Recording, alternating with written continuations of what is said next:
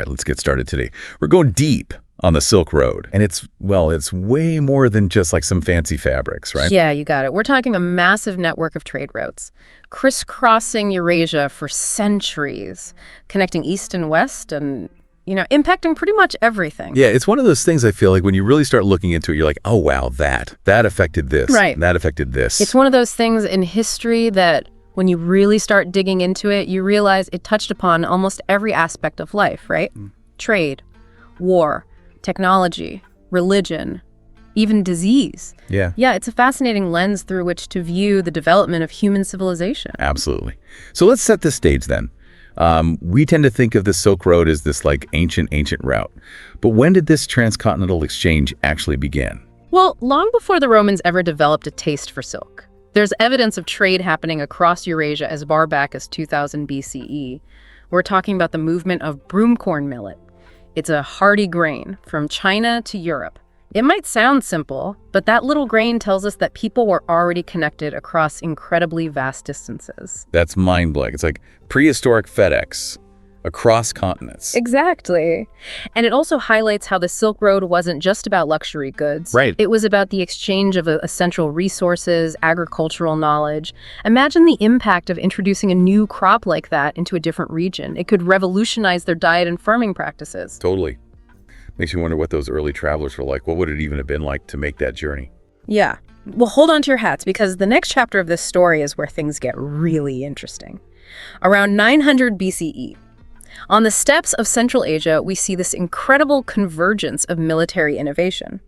We're talking about the development of the recurved composite bow, bronze-socketed arrowheads, and the rise of military discipline.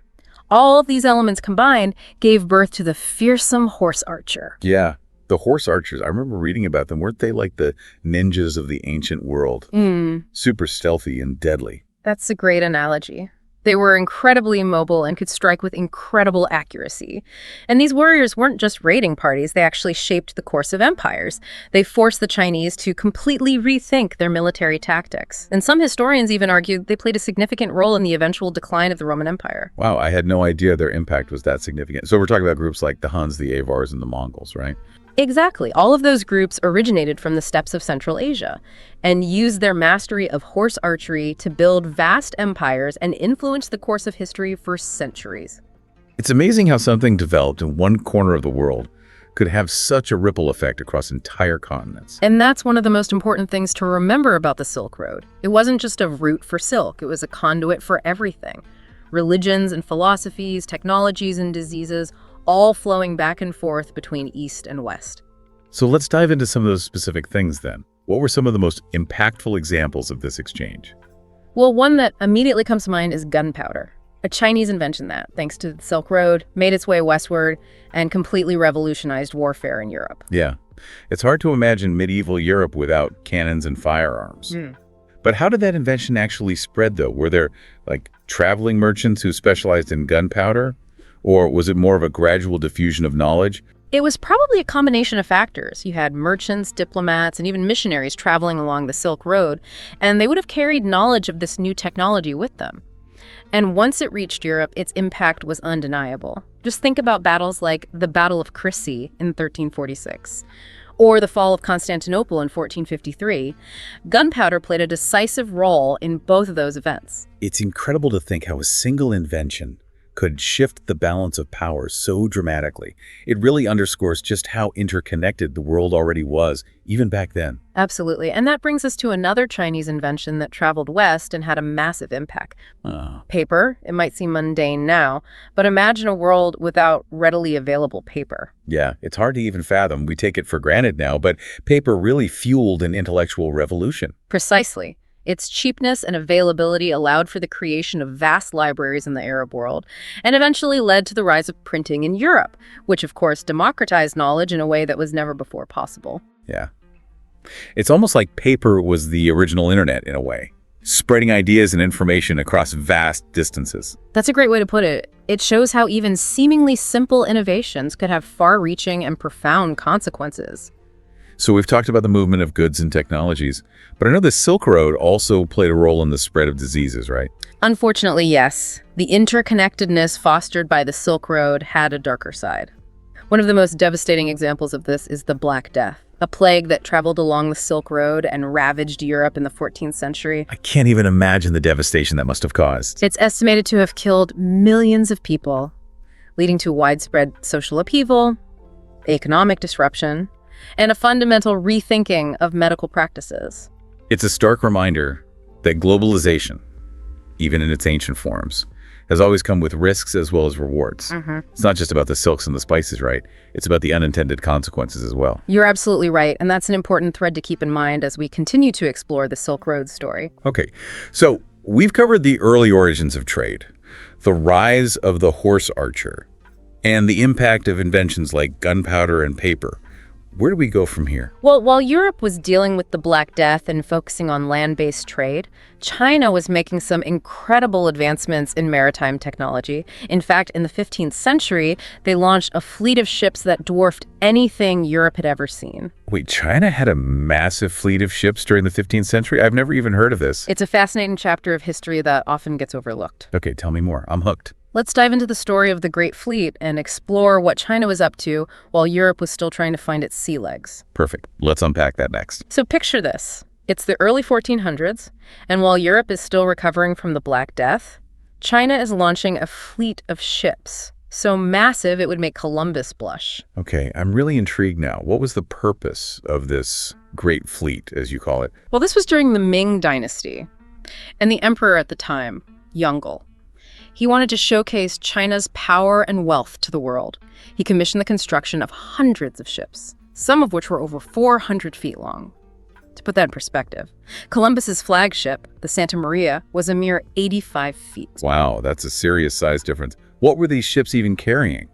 They were loaded with everything from silk and porcelain to spices and exotic animals. But it wasn't just about trade. The fleet also carried diplomats, scholars, and even soldiers. It sounds more like a floating city than a fleet of ships. Where did they even go? Over the course of nearly 3 decades, the Great Fleet undertook 7 epic voyages. They sailed throughout Southeast Asia, India, the Arabian Peninsula, and even down the east coast of Africa. That's incredible. They were reaching parts of the world that Europeans wouldn't even dream of exploring for another century. What was the reaction to these voyages? Everywhere they went, the fleet made a powerful impression. They established diplomatic ties, exchanged gifts, and essentially announced to the world that China was a force to be reckoned with. It's fascinating to think about what might have happened if China had continued these expeditions. Could they have established like a global maritime empire? It's certainly a tantalizing what-if of history. Some historians believe that if China had continued its maritime dominance, the course of world history might have been very different. But for a variety of reasons, internal politics being a major one, the voyages were abruptly halted in the mid-1430s. Wow, that's almost tragic. They were on the cusp of something truly remarkable. It's a reminder that history is full of turning points, and sometimes even the most powerful empires make decisions that lead them down unexpected paths. Okay, so China's Great Fleet eventually sailed off into the sunset. But the Silk Road story continues, right? Yeah. What happened next? Well, as China turned inward, Europe was starting to get restless. They were eager to find a more direct route to the riches of the East, especially those lucrative spices. Right, I remember reading about how Europeans were obsessed with spices, like pepper and cloves. Exactly. They were used for everything from flavoring food to preserving meat and even masking the taste of spoiled food. And they came at a hefty price because the traditional Silk Road routes, which were now controlled by the Ottoman Empire, involved multiple middlemen who all took their cut. So Europe was essentially stuck paying a premium for their spices. Precisely. And that's what ultimately fueled the age of exploration. So the race was on to find a new way to reach the East. Yeah. But how did they go about doing that? Well, that's where things get even more interesting. They had to overcome some serious technological and geographical hurdles. Remember, at this point, most Europeans thought the world was flat. That's right. Imagine setting sail, not knowing if you were going to fall off the edge of the earth. They were definitely taking a leap of faith. But they also had some new tools at their disposal, like the astrolabe and the compass, which helped them navigate. And gradually, they started to piece together a more accurate understanding of the world's geography. So who were some of the key players in this European exploration? Well, obviously, there's Christopher Columbus, who, despite some navigational errors, helped open up the Americas to European exploration. And then there's Vasco da Gama, who successfully navigated around the southern tip of Africa to reach India. And of course, there's Ferdinand Magellan, whose expeditions circumnavigated the globe, proving once and for all that the Earth was indeed round. Wow, those are some truly epic voyages. What was the impact of these discoveries? Well, in the short term, they led to a dramatic reshaping of global trade patterns. Europe suddenly had direct access to the spices and other goods of the East, without having to rely on the traditional Silk Road routes. But in the long term, they led to something far more consequential. The rise of European colonialism and the establishment of global empires, that would shape the world for centuries to come. It's almost ironic. Yeah. Europe, initially blocked from the Silk Road, ended up using its maritime advancements to bypass the traditional routes and establish its own global dominance. It's a classic example of how historical events can have unintended consequences. Europe's quest for spices ultimately led to a profound shift in global power dynamics. Okay, so we've journeyed from the ancient origins of the Silk Road to the rise and fall of China's Great Fleet and the dawn of European exploration. It feels like we've covered centuries of history in just a few minutes. We have, but the story doesn't end there. The Silk Road may have faded in prominence, but its legacy lives on, even in our modern world. Okay, I'm ready for the final chapter. How does the Silk Road connect to our world today? It's not just about ancient history. It's about understanding the foundations of our modern interconnected world. For example, think about global cities like New York, London, or Singapore. Their prominence as centers of trade and finance can be traced back to those early connections forged along the Silk Road. Wow, so even though the Silk Road isn't physically there anymore, its influence can still be felt in the way our global economy is structured. Absolutely, and it goes beyond economics. We see echoes of the Silk Road in cultural exchanges and the fusion of cuisines and the spread of religious ideas.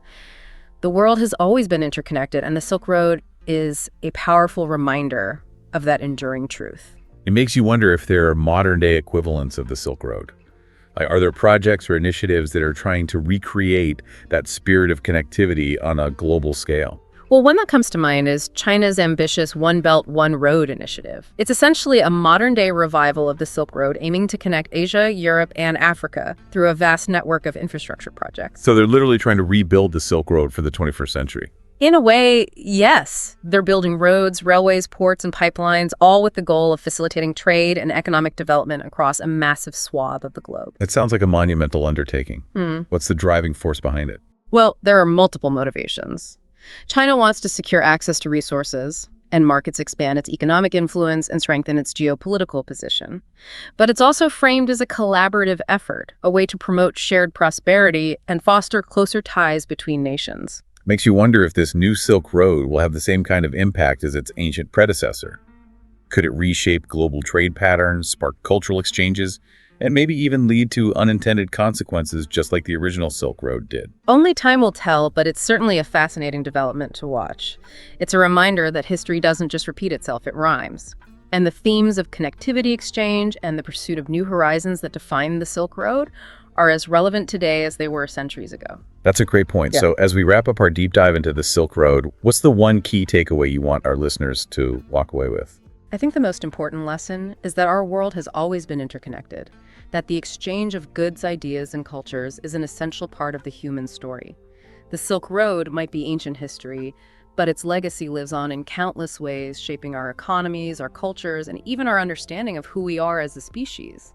It makes you appreciate how interconnected we all are, and how our actions, even on a seemingly local level, can have ripple effects across the globe. It's a reminder that history isn't just something we read about in textbooks.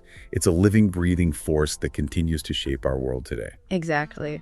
And as we move forward into an increasingly complex and interconnected world, it's essential to remember the lessons of the past, to appreciate the power of exchange and collaboration, and to embrace the opportunities that come with connecting with each other across cultures and continents. So to our listeners out there, as you go about your day, think about those threads of interconnectedness that bind us together. Remember the Silk Road not just as an ancient trade route, but as a symbol of human ingenuity, resilience, and our enduring desire to connect with each other. And maybe, just maybe, you'll find yourself inspired to explore those connections, to learn more about the world around you, and to build bridges of understanding in your own lives. That's a beautiful way to put it. And remember, the journey of discovery never truly ends. There are always new connections to be made, new stories to be told, and new horizons to explore. So keep learning, keep connecting.